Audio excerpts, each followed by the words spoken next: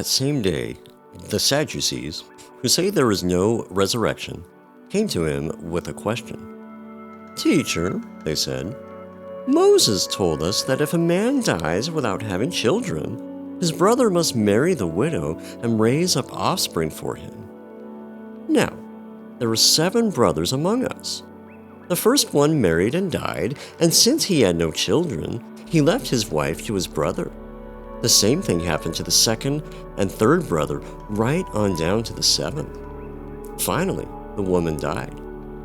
Now then, at the resurrection, whose wife will she be of the 7, since all of them were married to her?" Jesus replied, "You are in error because you do not know the Scriptures or the power of God.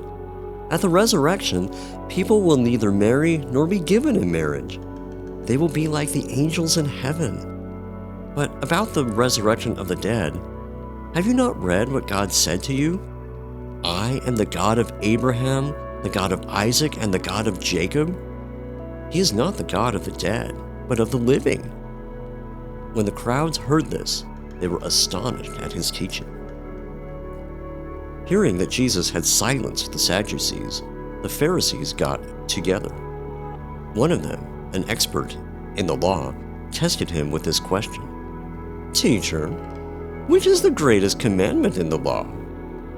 Jesus replied, "Love the Lord your God with all your heart and with all your soul and with all your mind.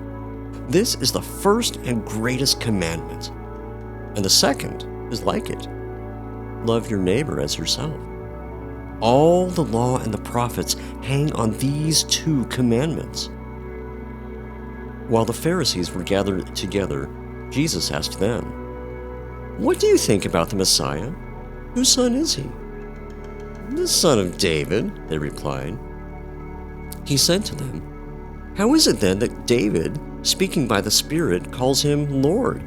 For he says, 'The Lord said to my Lord, sit at my right hand until I put your enemies under your feet.'